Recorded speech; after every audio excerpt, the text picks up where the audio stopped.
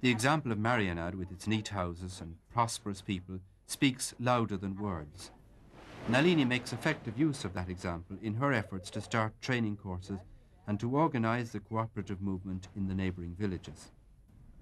Well, the idea of mariyanadu was actually to have a demonstration in a small area to find out whether things could work, and if they did with the fishing community, then we would try to see if these experiments would work in natural villages, because you know mariyanadu has been a village that's been created.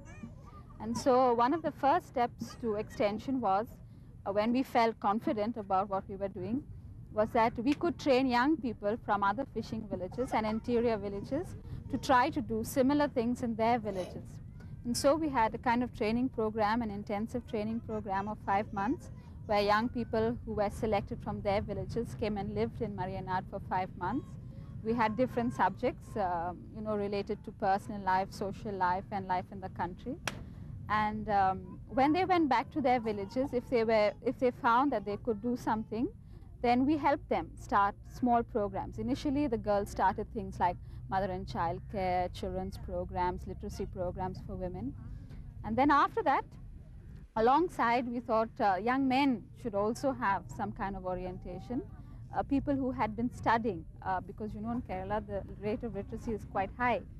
And so we started organizing leadership programs for young people. Through the young girls and boys who were already doing small things in their villages, and through what was actually happening in mariyanadu, fishermen thought that there was some possibility for them to come together as well. And so they began to approach us to ask whether we could help them organize into a cooperative society or things like this. They didn't really know what they wanted, but it was left to us to analyze their needs. And that's how we actually went. Of course, in many cases, fishermen thought it was a way to get money. And we had many groups that kind of faded off because they realized that it was not the means to get money, but that they would have to first cooperate. So it was only really the groups who wanted to cooperate and then get something through that, through their own initiative, who pursued. So actually now we have outside 4 groups that are really active, although we could have had easily about 6 or 8 groups that asked for something to be done. We believe that the people are poor not because they are destined to be poor.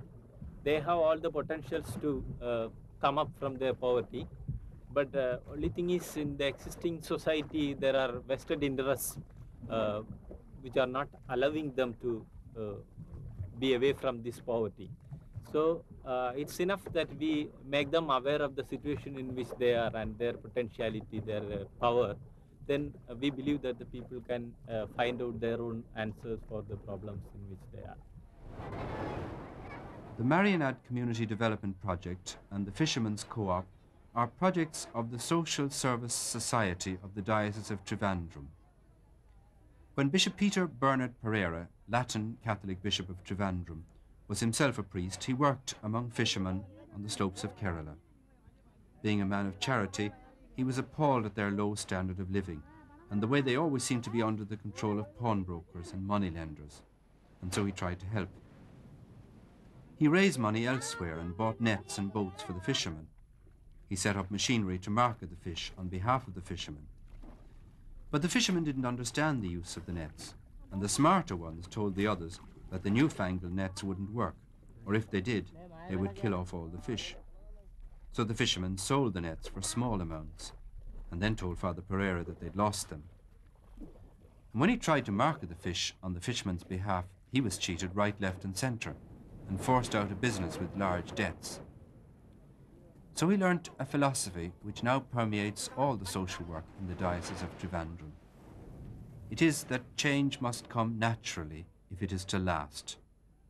Outsiders can't come in and impose solutions. What they can do is to respond to the felt needs of the people and help to meet them. But the people must really have felt these needs if the help is to be of any use. The 4 animators of Mariyanadu are all highly qualified and talented people who could do well in any professional career. They've chosen one which pays in terms of fulfillment rather than in terms of money. They've brought to the people of the coast a wealth of skill and expert knowledge, but they've also learnt a lot themselves. They've learned to be patient and to respect the right of others to make up their own minds in their own time. Because they built slowly, they've built something that will last.